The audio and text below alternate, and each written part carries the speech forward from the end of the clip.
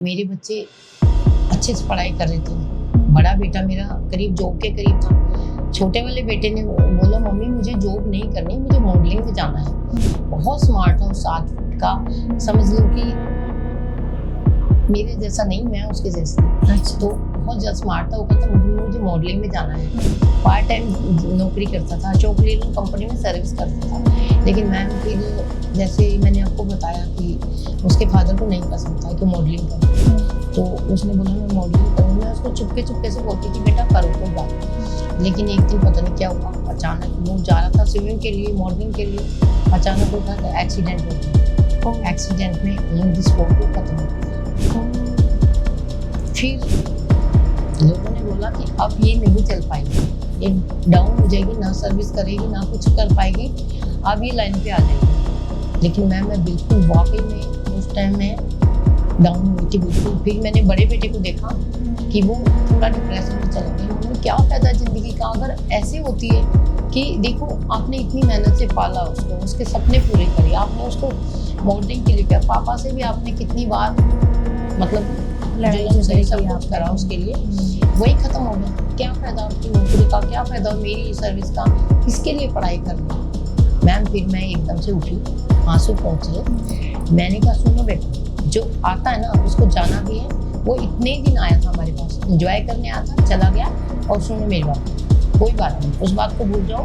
आपकी लाइफ है, शादी करोगे, दोबारा फिर हमारा जो गया है वो दोबारा फिर आएगा। शादी करो। उसको मैंने समझाया। मैंने कहा जब मैं परवाह नहीं करी, मेरा अपना बच्चा था, बेटा आप तो हो ना, सब कुछ करो। मैंने बड़े बेटे की शादी करवाई, सब कुछ करवाया और अंदर का दुख छुपाया। नमस्कार, हीलिंग टच टॉक्स में आप सभी का स्वागत है और मैं हूँ मौलिका शर्मा।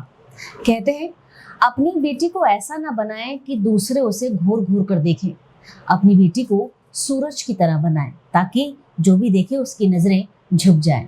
आज इस कार्यक्रम के जरिए, कार्यक्रम के माध्यम से हम आपकी मुलाकात कराएंगे एक ऐसी महिला से जिन्होंने जीवन के बहुत संघर्ष देखे और आज सूरज की तरह चमक रही हैं। हम बात करेंगे नीलम देवी जी से, जो कि रिटायर्ड हैं आर्मी हॉस्पिटल से। कैसा रहा उनका जो जीवन का सफर था, ऐसे तमाम प्रश्न आज हम उनसे जानेंगे। सबसे पहले उनका स्वागत करेंगे, उनसे आशीर्वाद जरूर लेंगे नीलम जी से। नीलम जी बहुत बहुत स्वागत है आपका, नमस्कार। जय हिंद मैम। जय हिंद। नीलम जी सबसे पहले तो आपके सफर के बारे में जानेंगे, क्योंकि हमने जितना आपसे जाना पॉडकास्ट से पहले, जितनी भी हमारी डिस्कशन हुई है, बात हुई है, आपने जीवन में बहुत स्ट्रगल किया है। थोड़े से अपने जो जीवन आपका जो सफर रहा उसके बारे में जरूर बताएं। मैं बताना चाह रही हूँ कि स्टार्टिंग से ही जो मैंने संघर्ष देखा है कि स्टार्टिंग में तो फैमिली की तरफ से मदर नहीं थी, पापा ने मुझे पाला। अच्छा। पापा के जो संघर्ष देखे, मेरे को एक जेंट्स की तरह पाला, लड़की की तरह नहीं। उन्होंने शुरू से ही आपका लालन पालन ऐसा जी हुआ? हाँ जी, बिल्कुल ये बोला उन्होंने, हिम्मत नहीं हारनी कभी भी, कितना भी मुसीबत हो, कोई भी हो, आपको हिम्मत नहीं हारनी। बस। तो नीलम जी कितने भाई बहन थे आप? हम मैडम 6 भाई बहन थे। अच्छा। मैं सबसे छोटी थी, तो इसलिए मदर को मैं नहीं देखा, कभी देखा ही नहीं कैसी मदर होती है। अच्छा। मैं चाहती थी कि कभी जिंदगी में लाइफ में मैरिज होगी तो आगे भी एक मदर होती है, तो वो मिलेंगी। उसके बाद उन्होंने पढ़ाया लिखाया मेरे को काफ़ी, तो मैं चाहती थी कि मेडिकल लाइन में जाना, क्योंकि मेडिकल लाइन में एक अच्छा होता है, बिल्कुल जितना भी हम करते हैं ना किसी के लिए बहुत अच्छा है। हम खुद अपने लिए भी एक मेडिकल लाइन से होने के अपने परिवार को, आगे भी अगले परिवार वाले को तो हम संभाल सकते हैं। पूरी सबसे बड़ी लेडीज की बात होती है घर में, एक मेडिकल लाइन में लेडीज होने से क्या होगा कि घर में हर एक प्रॉब्लम में ना हम खुद सॉल्व कर सकते हैं कि इसके मतलब से क्या खाना है, छोटी मोटी बीमारी को हम खुद ट्रीट कर सकते हैं। तो आपने मेडिकल की पढ़ाई करी थी मतलब? यस मैम, करी थी। एकदम से आपकी सेना में एंट्री हो जाना, सेना के हॉस्पिटल में एंट्री होने जाना, ये बहुत बड़ी बात है। जी, इसमें आपकी एंट्री कैसे हुई ये भी आप जरूर बताएं। जी मैम, मेरी सिस्टर है यहाँ पे जुलाना में, हरियाणा से। मैं उनके यहाँ गई थी, तो उनके हस्बैंड आर्मी में है, तो वो कहने लगे भाई मैं तो बड़े, हम तो ऐसा करें, एक सर्विस भी हो रही है, घूमना फिरना भी हो रहा है पूरी उसमें, और हम लोग कहीं जाते हैं, हर चीज़ हमें फ्री मिलती है, ट्रीटमेंट फ्री और हर कैंटीन की फैसिलिटी वगैरह। मैं बड़ी इम्प्रेस हुई। मैंने कहा कि मेरी भी लग सकती है, तो उन्होंने कहा हाँ निकलती है वैकेंसी और आप भी कर सकते हो। मैं जैसे ही घर वापस आई, मेरे ब्रदर बैठे हुए थे, मैंने उनको पहले से बोल रखा था मुझे सर्विस चाहिए, तो ब्रदर बैठे उन्होंने मुझे फॉर्म दे दिया कहने लगे लास्ट डेट है, पकड़नी है पकड़ लो सर्विस, नहीं तो फिर हाथ से निकल जाएगी। अच्छा। मैम मैंने एक फटाफट फॉर्म भरा, भरा? उसी दिन चलती मैं, लास्ट डेट थी। मैं जैसे ही गई, मैं आर्मी में देखती गई, काश मेरी अलग सकती है क्या। तो उसके बाद फिर उनको फॉर्म दिया, उन्होंने कहा सब कुछ ठीक है और आप ये फॉर्म जमा करा दो, घर में मैसेज पहुंच जाएगा। जिस बस में मैं गई थी, पूरा आर्मी हॉस्पिटल के चक्कर लगवाए बस ने, और मैं उस टिकट को मैंने बैग में रखा, आके मैंने भगवान को चढ़ाया, भगवान मेरी पक्का सर्विस लगनी चाहिए। और मैम फिर मेरे हस्बैंड आए, क्या लगे कहाँ गई थी, मैंने कहा मैं आर्मी हॉस्पिटल में इंटरव्यू देने गई थी, फॉर्म भर के आई। कहते इस जन्म में भूल जाओ, नहीं लगेगी। अच्छा, मतलब फैमिली से आपको सपोर्ट नहीं मिला था? नहीं, हस्बैंड की तरफ से नहीं मिला। था। अच्छा, क्योंकि गांव में थे तो गांव में इतना नहीं करते, कहते हैं सर्विस कर ही नहीं सकते, ठीक है। आप नहीं कर सकते, कुछ भी नहीं कर सकते, जो पढ़ाई है उसको रख दो साइड में, और जितना हो सकता है गांव में रहो। गांव में मेरे को इतना मुश्किल लगता था मैम, जो एक मजदूर काम करता ना, पूरा दिन हम लगे रहते थे, उसके बाद कोई वैल्यू नहीं थी। घर में ही तो रहते, अगर करना है सर्विस करो, बच्चों को खुद पालो, खुद घर बनाओ, पैसे कमा के दिखाओ, पैसे पलते हैं, ऐसे थोड़ी फ्री में घर में कुछ भी नहीं मिलता। तो मैम फिर मेरी इंटरव्यू की लेटर आ गया, मैं उस लेटर को लेके गई, वहाँ पे मेरा इंटरव्यू हुआ।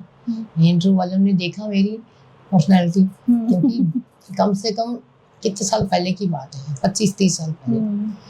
तो मैं ग्रीन ड्रेस पहन के गई थी। अच्छा। और जब इतने सारे लोग जैसे बैठे हुए थे, उन्होंने जैसे ही वहां से बोला एंट्री करो, मैं मेरे को देख रही थी कैसे एंट्री कर रही, एक आर्मी अफसर की तरह मैंने एंट्री करी, वेरी नाइस, चल के आई। उसके बाद उन्होंने बैठते ही सबने सवाल शुरू कर दिए, आप सब कुछ करोगे? यस करूंगी मैम, मुझे नो नहीं कहना था, मुझे ये आप 7 बजे बुलाएंगे पहुंच जाओ, यस मैम। आपको नाइट ड्यूटी करनी है, करेंगे मैम। बच्चों कैसे होगा मैम, मैं अरेंज कर लूंगी। ओके। मैंने किसी को ही नहीं बोला मेरी इतनी प्रॉब्लम है, गांव से आना है, नाइट ड्यूटी, कुछ नहीं बोला, क्योंकि अगर हमने कुछ करना है तो यस, नो नहीं बोलना। और बात है ना हाँ जी की नौकरी, ना जी का ना, बिल्कुल जी। फिर मैम उसमें मेरी आगे सिलेक्शन होनी थी, मैं गई, हस्बैंड भी गए, कहने लगे अभी ऐसा है 10,000 बच्चे आए हैं, आपका नहीं होगा, घर चलो, भूल जाओ नौकरी।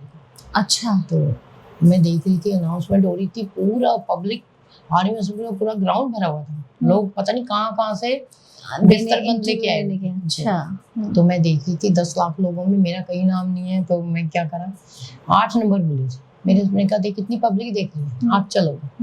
मैं ऐसे भारी कदमों से चलने लगी ना, तो धीरे धीरे जा रही थी, मैं गेट की तरफ जाने को मन नहीं कर रहा था, एकदम से इतनी जोर से अनाउंसमेंट हुआ, नीलम देवी। मैं ऐसे भागी ना, ऐसे भागी, मेरी आंखों में आंसू थे, जो आर्मी अफसर ने करा था ना, मैंने उन्हीं को जाके पकड़ लिया, मैंने कहा थैंक यू। अच्छा आप है नीलम देवी, आप जा क्यों रहे थे?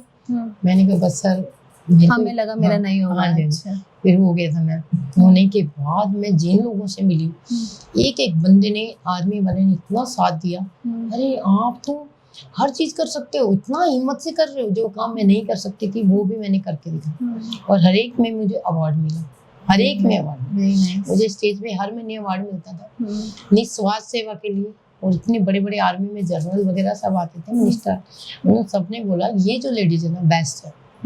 एक बार अब्दुल कलाम जी आए, अच्छा, तो व्हील चेयर पे उनके घुटने के इसका नी का ऑपरेशन हुआ था, तो व्हील चेयर पे थे, मैं खड़ी थी, तो वो इंग्लिश में कहने लगे ये लेडीज कौन है? मैं ड्रेस में थी, ओटी ड्रेस में थी, इतने से। तो सर ने बताया ये पूरी ओटी में जितनी लेडीज होती पेशेंट लेती उनको ये दिखती है। वाओ, उन्होंने मेरे को ऐसे करा मैम, मुझे बड़ा अच्छा लगा। आपकी एक्चुअली पर्सनालिटी भी ऐसी है कि एक बार में जब हमने भी देखा था तो हम भी हैरान हो गए थे कि बताइए किस शख्स से हम, एक ऑरा होता है, वो ऑरा आप में पॉजिटिव है, ये हमने देखा जी। फिर मैम उन्होंने मुझे ऑटोग्राफ दिया, ये सब कुछ दिया। फिर मैं किरण बेदी मैम से मिली थी उसी टाइम, ब्रदर के साथ में ला करा था, लो कर रही थी वो है जी LLB। तो मैंने कहा मैम मैं आ सकती हूँ किसी तरह, किसी लाइन में? उन्होंने कहा आप सबसे बढ़िया, एक तो आर्मी में, ऊपर से मेडिकल लाइन, दोनों काम है। पुलिस में तो कई बार क्राइम भी होते हैं, आप बहुत बढ़िया लाइन में। तो मुझे बड़ा अच्छा लगता था मैम। कहीं कोई तैयारी होती थी, कहीं पे युद्ध हो गया या कहीं पे ये कोई भी आपदा आ गई, तो सब तैयारी करते थे एकदम से, ऐसे करना है, ऐसे करना है। मैं ऐसे एक्साइटमेंट, मैं कहाँ सेवा दे सकती हूँ, मैं कहाँ जा सकती, तो मुझे ही सबसे पहले बुलाते, आ जाओ आप यहाँ सेवा आप यहाँ से करो। मुझे बड़ा अच्छा लगता था, मुझे बहुत बढ़िया लगता था, लेकिन घर में मैनेज करना बहुत मुश्किल। तो आपने छोटे कैसे? बच्चे थे जी। फिर उनको मैं साथ में लिया, मैंने क्वार्टर के लिए अप्लाई करा। हाँ। वहीं बच्चों को आर्मी स्कूल में डाला, आर्मी पब्लिक स्कूल है वहाँ। मैंने सुना, सर वगैरह से पूछा, उन्होंने कहा इसमें कुछ बच्चे बन के निकलते हैं। यही मेरा मकसद था, बच्चों को आगे बढ़ाने का। तो मैम स्कूल में एडमिशन हो गया, तो सभी बातें करते थे, हमारे बच्चे के 85 आए, हमारे बच्चे के इतने परसेंट आए। कह रहे हैं आपके बच्चे ने भी तो 10th करी है ना, आपके बाद कितने आए? मैंने कहा सर उसके 95 आए। अरे वाह, आप किस टाइम पढ़ाते हो? मैं ऑफिस से आती थी, तो मैं पहले आते ही बैठने की आराम करना 10 मिनट मैं आराम करती थी, इस टाइम अपने बच्चों को पढ़ाती थी। तो दोनों बच्चे मेरे अच्छे थे, बहुत अच्छे थे, लेकिन फिर भी थोड़ा नाइट ड्यूटी होती थी, मेरे को टोका जाता था गांव में कि नाइट ड्यूटी भी करती है, सब कुछ करती है, हॉस्पिटल में नाइट ड्यूटी में क्या होता है, लेडीज को कोई भी मतलब सेफ नहीं समझता आज के टाइम। फिर भी मैंने कहा कोई बात नहीं, वहीं रहती थी, शिफ्ट हो गई। उसके बाद मैम मेरा ना मकसद पूरा हो गया, मैं बड़ी खुश थी, सब कुछ करती थी, पार्टिसिपेट लेती थी। आर्मी में ना जाने के बाद मैम आपको स्पोर्ट्स में भी हर चीज में आपको बुलाया जाता है, सपोर्ट देते हैं, रेस्पेक्ट करी जाती है। इतनी ज्यादा आर्मी अफसर जितना बड़े होंगे ना उतना ही ज्यादा लेडीज की रिस्पेक्ट करते। अच्छा, सेना की जो सेवाएं होती हैं उसमें चुनौतियां भी बहुत होती हैं। थोड़ा सा उसके बारे में भी जरूर बताएं, आपने किन किन चुनौतियों को पार किया? हाँ जी मैं बताती हूँ। जैसे एक बार मतलब बात ऐसी है कि मेरी ड्यूटी लगी लेबर में, तो बहुत बड़ी वीआईपी आई थी। तो वीआईपी आने के बाद डॉक्टर थोड़ा सा इमरजेंसी में कहीं चले गए थे, उनके जाने के बाद एकदम से पेशेंट ज़्यादा थोड़ा सा सीरियस हो गई। मैम उसको डिलीवरी हो रही थी, डॉक्टर आने रहे थे, मैंने जैसे जैसे करके मैंने कर दिया काम। उन्होंने बोला बहुत अच्छा करा आपने, शाबाशी मिली। उसके बाद एक चुनौती ये थी मैम कि कोई बाहर से बहुत बड़े आर्मी के हॉस्पिटल के सबसे बड़े आ रहे थे। उन्होंने बोला कि हम सब मेन गेट पे खड़े होते हैं, सब कैप को पहन के वो सब लेके मेन गेट, आपकी एक ड्यूटी हम पहली बार दे रहे हैं, वो आपको निभानी है। इस वाले गेट से कोई एंट्री नहीं होना चाहिए। अच्छा। वो गेट था मैम जैसे कैंटीन जाते हैं, आम बंदा सिविलियन कोई भी आता, तो वहाँ मेरी ड्यूटी लगा। मैं उनको देख ली, मैंने कहा सबके सब तो वहाँ खड़ी है मेन रोड पे, और सबके स्वागत के लिए खड़े थे, और मेरे को यहाँ भाई आप यहाँ से किसी को अंदर नहीं आने देंगे। मैंने मेरे को जो सर्विस मिलती हुआ है उसको बहुत अच्छे से करती थी। मैंने फिर क्या करा, मैं वहाँ खड़ी हो गई, तो उधर से वो लोग काफी देर हो गई मैम, उधर से किसी को आने नहीं देना। हाँ। तो एक बंदा आ गया, तो कहने लगे मुझे तो इधर से ही जाना है। मैंने कहा सर आप इधर से नहीं जाओगे, बहुत बड़ा बाहर से आर्मी से आ रहा है, पूरे हॉस्पिटलों से ऊपर है, वो आ रहा है, और हमारे सब सर वगैरह मैडम वगैरह उधर खड़े हैं, आप इधर से नहीं जाओ। बोलो मैं तो इधर से ही जाऊंगा। अच्छा, वो जिद पे अड़ गए। हाँ। तो देखने में काफी अच्छे लग रहे थे। मैंने कहा सर आपको मैं नहीं जाने दूंगी। अच्छा, आपको रोक दिया गया फिर? Yes ma'am. फिर सारे लोग इधर को आ गए, तो कहने लगे क्या हुआ? मैंने कहा सर ये जबरदस्ती आ रहे हैं सर, और मैं इनको रोक। कह रहे यही तो सर ने आना था। वो हंसने लगे, कहने लगे मैंने बोला था ना कि मैं यहीं से जाऊंगा।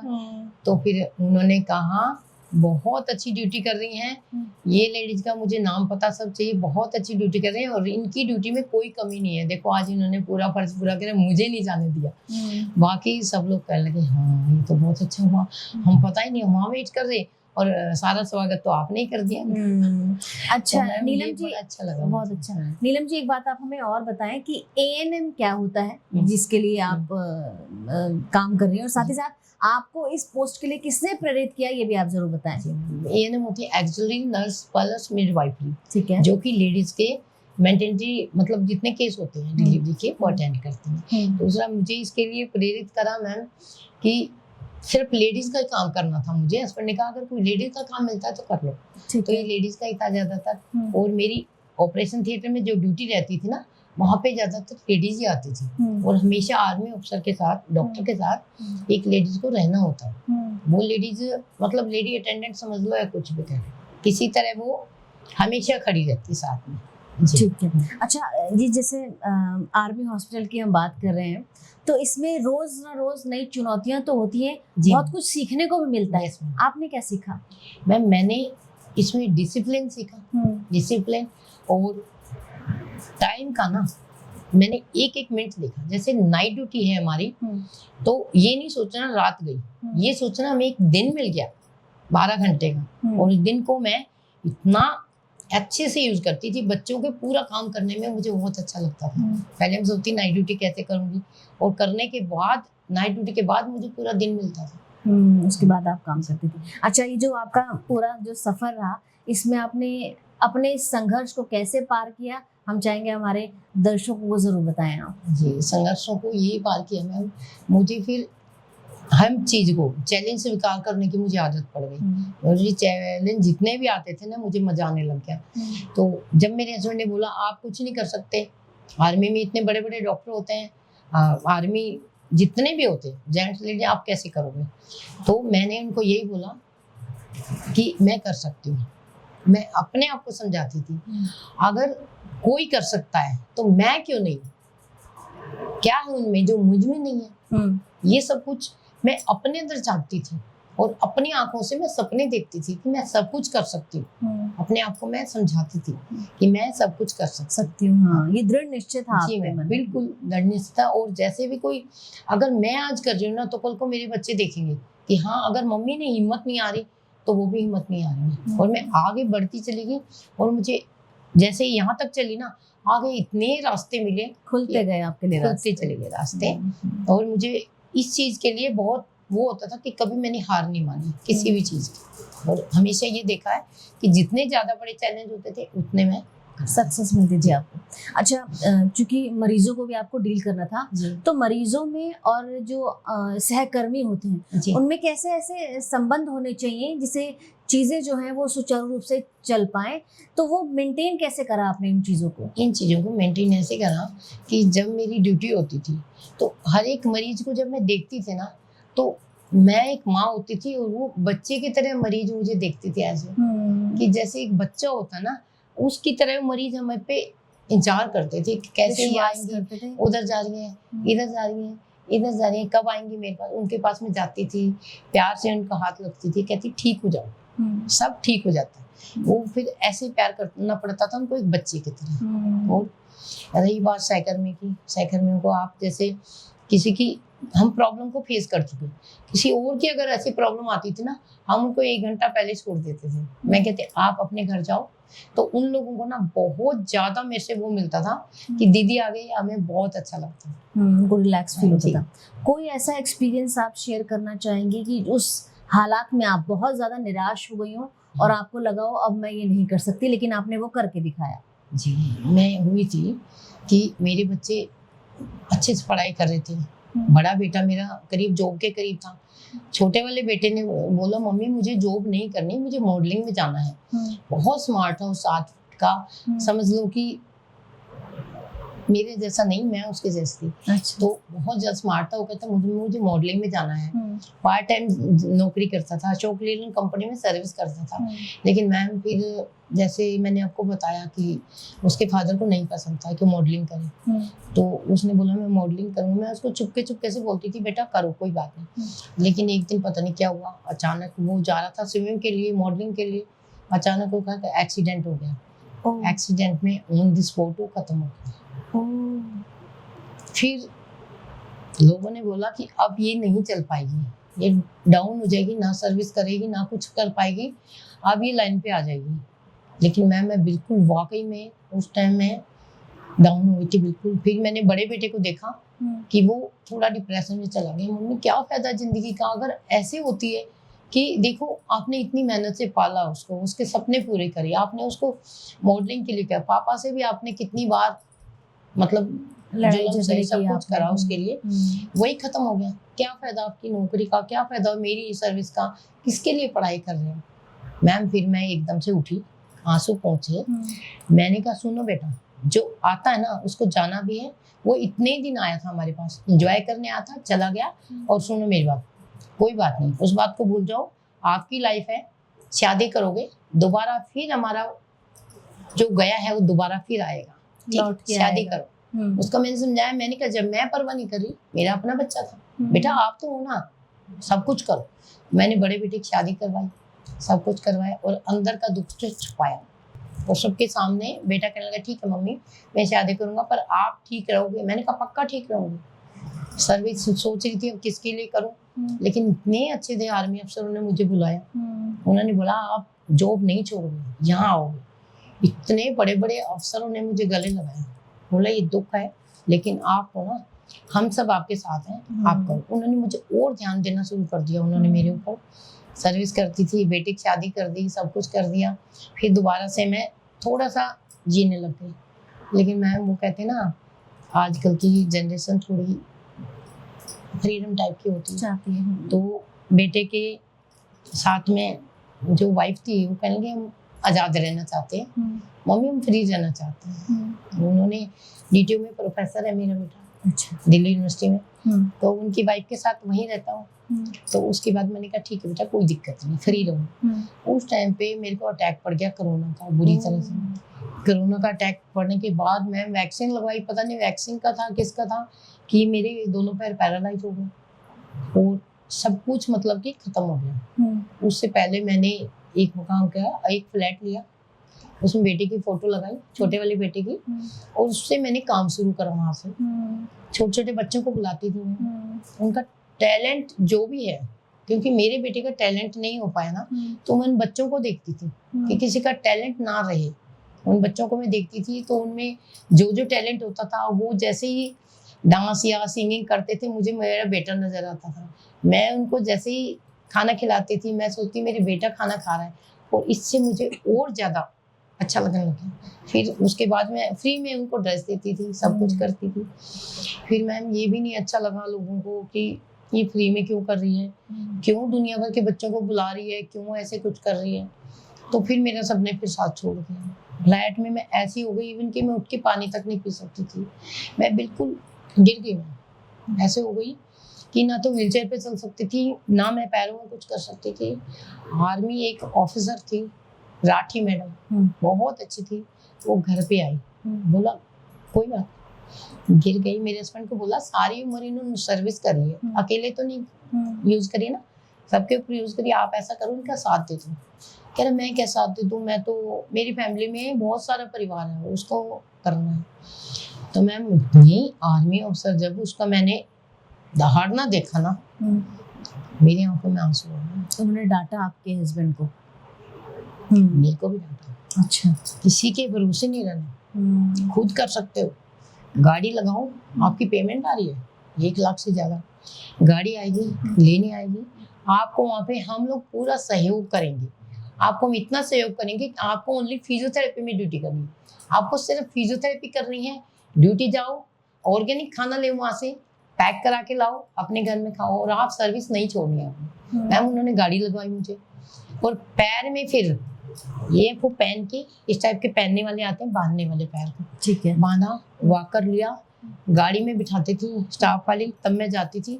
वहाँ जाके सारे ऑफिसर एक ही बात बोलते थे, इस लेडीज को बहादुर है, इसको ठीक होना है, कैसे भी, चाहे 3 बार फिजियोथेरेपी करो, 4 बार करो। ऑर्गेनिक खाना आता था मैम, गाड़ी वाला लेके आता था, गाड़ी वाला लेके जाता था। पूरा स्टाफ, मैम मैं इतना बता रही हूँ आपको, पूरा स्टाफ मेरे लिए, कोई खाना लेके आ रहा था, कोई मेरे लिए कपड़े लेके आ रहा था, कितनी हेल्प करते थे, कोई मेरे बाल बनाते थे। इतना ज़्यादा मैंने अपने कभी फैमिली से भी नहीं मिला जितना मुझे आर्मी सहयोग मिला, इतना ज़्यादा मिला। फिर मैं रिटायर होने वाली थी, फिर मेरे हस्बैंड आए एक दिन हॉस्पिटल में, डॉक्टर ने कहा भाई इनको ना ऑपरेशन करना पड़ेगा पैर का, और आप थोड़ा सा लिख के दे दो, थोड़ा साथ। उन्होंने डॉक्टर को बोला, इतना कॉन्फिडेंस से बोला, डॉक्टर साहब मैं लिख के देता हूँ, ये ठीक नहीं होगी, कुछ भी कर लो आपसे, ठीक नहीं होंगी। हमारे गांव में एक एजेंट थी लेडीज, वो खत्म ही हो गई लेकिन ठीक नहीं हुई। फिर मेरी बेटा था, बहू थी, उनके सामने बोला बेटा इस पे पैसा लगाना वेस्ट है, आप पैसा मत लगाओ। और बहू को बोला भाई ये इसकी सेवा करने से कोई फायदा नहीं, बेड पे आगे, कल को आगे बेड पे लेट जाएगी, आप क्या करोगे, आपकी लाइफ है जीने की। मैम सबने मुझे बिल्कुल धक्का मार दिया। अकेली फ्लैट। उस दौर में आपको कैसा फील हुआ, क्या आभास हुआ आपको? मैम आपने मैं क्या महसूस किया? डिप्रेशन में चली गई। सिर्फ यही एहसास हुआ मुझे, किसी के भरोसे नहीं रहना कभी भी, चाहे बच्चे हों, चाहे हस्बैंड हो, चाहे बहन भाई हो, खुद करना है। अब मैंने एक गलती करी, अगर पहले से ही मैं स्टैंड होती, जो चीज़ें मुझे पहले करनी चाहिए थी, मकान लेना चाहिए था, गाड़ी सीखनी चाहिए थी, कंप्यूटर सीखना चाहिए था, वो मैंने अपने बच्चों को सिखाया। लेकिन वो अब जाके रिटायरमेंट के बाद मुझे वो सीखना पड़ रहा है, उसमें थोड़ा टाइम लग रहा है, पर मैं सीख गई सब कुछ। तो उसके बाद मुझे बहुत बुरा लगा, लेकिन आर्मी वालों ने मुझे ठीक कर दिया। आर्मी वालों के लिए क्या कहना चाहेंगे आप? मैम वो कहना चाहती हूँ, वो एक तरह से भगवान होते हैं, बिल्कुल, सही। क्योंकि दो रूप होते हैं, एक हम देखते हैं बहुत स्ट्रिक्ट होते हैं, यस अगर जो चीज टाइम टू टाइम बोली है, अगर नहीं करी तो वो सबसे बुरे हैं। बिल्कुल मैम। और अगर आपका जो दूसरा पहलू जो आप हमें दिखा रही हैं, उसमें तो वो बेहतरीन साबित हो रहा है। अगर कोई अच्छा है ना मैम, आर्मी के लिए सेवा कर रहा है, आर्मी के लिए अच्छा काम कर रहा है, तो मैम वो इतना साथ देते हैं उनका, वो ऐसे हाथों में उठा लेते हैं। उन्होंने मुझे मेरा बड़ा साथ दिया मैम। उसके बाद मेरे को उन्होंने बोला, रिटायर होने जा रही थी मैं, फिर उन्होंने ये बोला भाई रिटायरमेंट के बाद हम आपको ऐसे नहीं छोड़ेंगे, हमने ठीक कर दिया आपको। फिर मेरे हस्बैंड गए एक दिन हॉस्पिटल में, उनको कोई दिक्कत थी, कहने लगे मेरे को दांत में दर्द है बहुत ज्यादा। आर्मी अफसरों ने, मैं हॉस्पिटल वालों को सिर्फ एक ही काम होता है, बेस्ट करना, सबकी हेल्प करना, किसी का नुकसान नहीं करना। मेरे हस्बैंड लेटे थे, एक आर्मी अफसर ने दांत देखा, मजाक में बोला आपका दांत कौन से तरीके से ठीक करें, ये ठीक हो सकता है कि नहीं हो सकता। उन्होंने देखा ये तो वही डॉक्टर है जिसको मैंने बोला था ये ठीक नहीं हो सकती। कहता जब ये ठीक हो सकते हैं आपका दांत नहीं हो सकता। बिल्कुल हंसने लग गई, वो कहने लगे वाकई में डॉक्टर साहब आप तो मान गया मैं आपको, मुझे इस चीज की नॉलेज नहीं थी, बाद में उन्होंने एहसास किया। तो मैम आर्मी से रिटायरमेंट के बाद फिर एक टाइम आता है, अब क्या होगा। लोग देख रहे थे, आर्मी में सर्विस कर ली, अब देखते हैं अब क्या होगा। उसके बाद मैम मैंने जैसे ही रिटायर हुई, एक फिजियोथेरेपी सेंटर बनाया अपने फ्लैट में। Very nice. अब मैंने एक मुझे चाहिए था जैसे कि कहीं जा सकूं, कोई साथ चाहिए था, जैसे आर्मी में वहाँ पे थी मेरी फ्रेंड्स वगैरह, वैसा साथ चाहिए था मुझे। फिर मैंने ढूंढा तो मुझे सुनीता अत्रे मैम मिली, इनके यहाँ मिली। इनकी मैंने आर्मी रिटायरमेंट के बाद मैम डाइटिशियन का कोर्स किया 3 महीने का। अच्छा। हाँ जी। जी। अपनी फैमिली के लिए भी, अपने परिवार के लिए भी, खुद अपने लिए, जो मेरी प्रॉब्लम थी शुगर वगैरह की थी वो ठीक करी। और उसके बाद मैंने सुनीता अत्रे मैम से बोला मैम मैं कभी स्टेज पे नहीं गई, और मेरे को जो मेरा बेटा था वो चाहता था कि मैं मॉडलिंग में जाऊं। मेरे को सपने में ऐसे बोलता था मम्मी जो मैं नहीं कर पाया आप करो, आप करो, आपका रास्ता खोल दिया मैंने, करो। तो मैं मैडम को बोलती मैम मैं कभी स्टेज पे नहीं गई। मैम इन्होंने मुझे इतना मोटिवेट किया कि मैं स्टेज पे पैरों से, मैं कभी नहीं सोचती थी कि मैं चल पाऊंगी। मैंने स्टेज पे डांस किया हरियाणा का, और मैंने गाना गाया, तो मेरे को इतना अच्छा लगा, मेरे को खुद को अच्छा लगा। बहुत सुंदर। आज मैं इतना कर पाई। हाँ, आपकी जो आपने हमें अपनी जर्नी के बारे में बताया वो जानकर हमें भी बेहद खुशी हुई है। और आप बहुत हिम्मत वाली है नीलम जी, हम आपको कहना चाहेंगे, क्योंकि इतना सरवाइव हर व्यक्ति नहीं कर सकता। जो हिम्मत वाले होते हैं वही कर पाते हैं। जितनी भी महिलाएं हैं जो मेडिकल लाइन से जुड़ी हुई हैं, आर्मी लाइन से जुड़ी हुई हैं, उनको संदेश स्वरूप क्या कहना चाहेंगे आप? उनको मैं यही संदेश देना चाहूंगी, देखो खुद अगर अच्छा करोगे, मेडिकल लाइन में जाओगे, या अपने लिए ये सोचोगे कि हाँ मैं अपना हेल्थ को ठीक रखूं, तो आप अपनी हेल्थ को ठीक रख सकते हो, बच्चों की हेल्थ को ठीक रख सकते हो, अपनी फैमिली, दोनों तरह की फैमिली को ध्यान रख सकते हो, किसी की भी आप हेल्प कर सकते हो।